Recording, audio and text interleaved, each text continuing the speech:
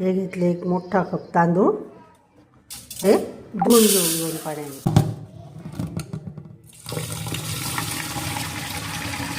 आता हे रात्रपासून तांदूळ भिजत टाकलेले आहेत आणि हे तांदूळ दळून घ्यायचे आपल्याला.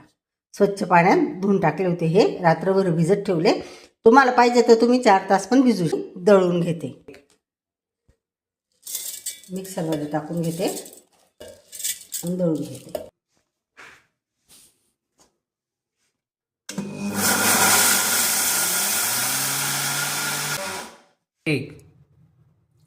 पाणी मोजून मापूनच टाकायचं, जास्त नाही टाकायचं.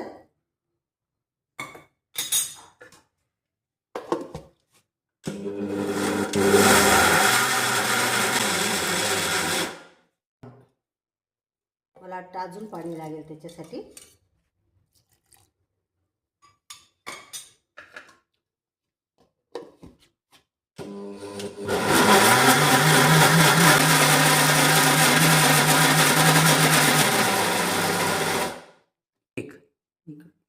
हे बघा, अगदी स्मूथ दळलं गेलं, अगदीच बारीक दळलं. काढून घेते असं. थोडं तांदूळ उरले होते आपलं, ते परत मिक्सरमध्ये दळून घेतले आणि त्याच्यात हे बटाटे पण दळून घेते. हे बटाटे दळून घेतले.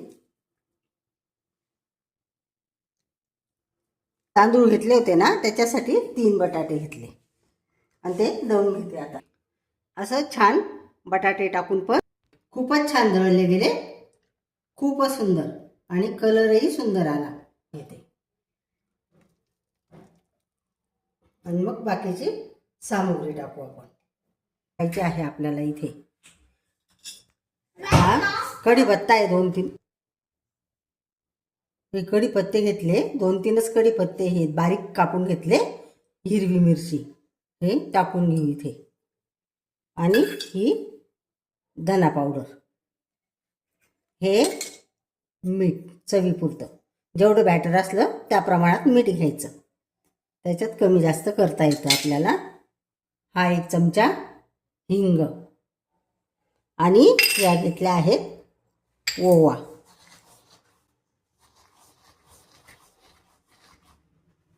अशा ओवा. आणि मी आता हे फिरून घेते. हे फिरवलं ना तर हलकं होतं. हलकं झालं मी आता असं फेटून घेते त्याला.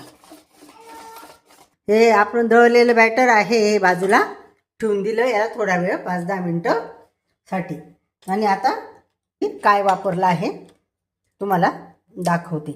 साखर आहे, बडीशोप आहे, मीठ आहे, मिरच्या आहेत आणि खोबरं आहे, कोथिंबीर आहे आणि दही आहे. याचं आपल्याला चटणी बनवायची आहे.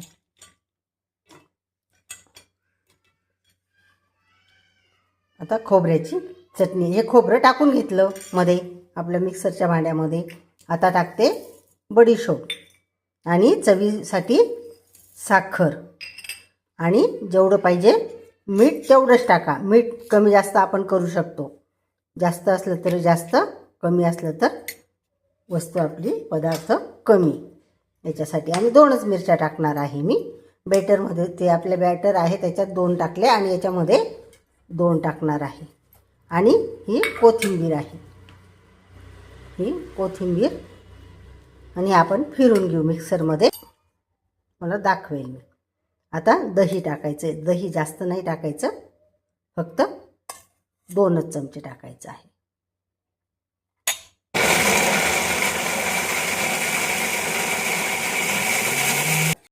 मला वाटतं थोडं पाणी टाकावं आणि मग एकदा अजून फिरून घेते. थोडंच टाकलं, 1 आपला चमचा आहे ना हा, एवढाच चमचा टाकला, जास्त नाही टाकलं. आता अजून फिरून घेते. आणि मी हे सगळं जे काही करते ते पहिल्याच मोडवर फिरवते, जास्त नाही आणि जास्त बारीक पण नाही करायची आपल्याला. अशी छान अशी सरसरीत करायची आहे. बघा, छान चटणी झाली आपली, फिरून झाली. आता एवढी पातळ करून घेतली, जास्त घट्टही ती जी आपण जो पदार्थ खातो त्याला लागत नाही. आणि मिक्सरमध्ये जर आपण जास्त पाणी टाकलं फिरवताना तर ते बाहेर उडतं. म्हणून एवढ्याच वस्तू घेतल्या आहेत. आणि लाल मिरची टाकली असते एखादी, पण आमच्याकडे लहान मुलगी आहे, ती खाणार नाही. आणि हे आता हे तेल घेतलं आहे, 1 चमचे जिरं घेतलं आहे, 2-4 कढीपत्ते घेतले आहेत तुकडे करून धुवून, आणि एवढा हिंग घेतला आहे. तर आता फोडणीला घालते. फोडणीसाठी छोटी कढई घेतली आहे आणि याच्यामध्ये मी हमेशाच फोडणी देत राहते प्रत्येक वस्तूला जर द्यायची असली तर. आणि आता त्याच्यात तापली ती कढई, जास्त नाही टाकायचं, एवढंच तेल टाकायचं आहे आपल्याला.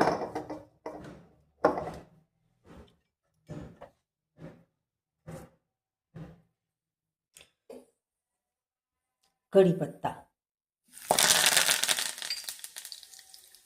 आणि जिरं, चांगलंच तेल तापलं आहे. आणि हिंग टाकून घेते. आता मिरचीमध्ये टाकून घेते. ही आपली फायनली जी काही चटणी होती ती तयार झाली आहे. हा बघा किती सुंदर असा कलर आला आहे, हिरवागार. आपण हे टाकलं ना कोथिंबीर, त्याच्याने खूप छान असा कलर आला आहे. आता हे तेल ठेवून घेतलं आहे कढईमध्ये, आणि ही कढई माझ्या नेहमीचीच तळण्यासाठी वापरायची आहे. आता तेल तापून घेतलं आहे, एवढं तेल ठेवलं आणि तापून घेतलं.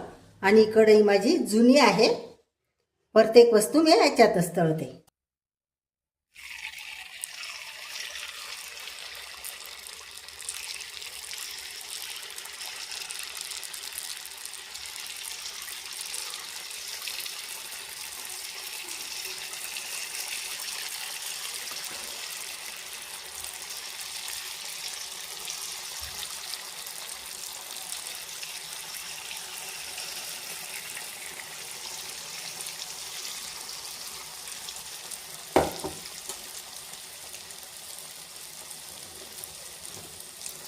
एवढेच टाकायचे, जास्त टाकलं की आपलं तेलाचं जे टेम्परेचर आहे ना ते गार होतं, मग त्याच्याने बाकीचे होतं आणि बाकीचे होत नाही.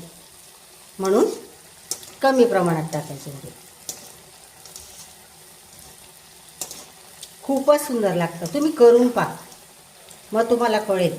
मी इथून तर तुम्हाला काही खाऊ नाही घालू शकत, फक्त दाखवू शकते. तर तुम्ही केल्यावर ना, खाल्ल्यावर तुम्हाला खूप छान वाटतील. आणि त्याच्यात डाळ नाही ना, म्हणून काही वातुळचाही काही हे नाही, हा बा वातुळ होईल असं पण नाही, डाळ नसल्यामुळे. बटाटे आणि तांदूळ बस एवढंच वापरलं आहे आपण याच्यात. तांदूळ आणि बटाटेच आहेत त्याच्यामध्ये, आणि चटणी वापरली नाही, हळद वापरली नाही, म्हणून असाच कलर असतो त्यांचा, पांढरा पांढरा, जास्त काही असे लाल होत नाही ते. आणि छान दिसतो ना कलर, किती सुंदर कलर आहे. कशाला लाल दिसायला पाहिजे, पांढरा तांदूळ असतो म्हणून ते जरा पांढरेच येतात. आणि तुम्ही कुठलाही तांदूळ वापरू शकता, असं काही नाही.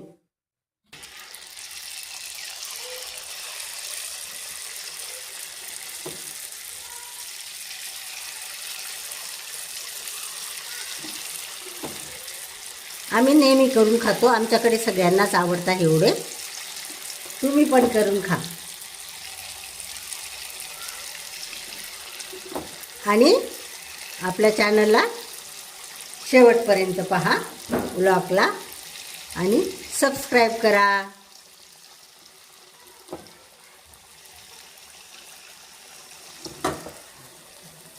तुम्हाला रेसिपी नक्कीच आवडेल, तुम्ही ट्राय करा आणि मला कमेंटमध्ये पण सांगा.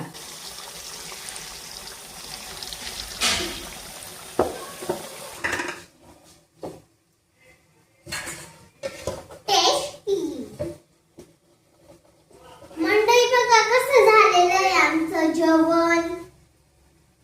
चला तर मग मंडळी तुम्ही पण खायला या. चॅनलला नक्की सबस्क्राईब करा.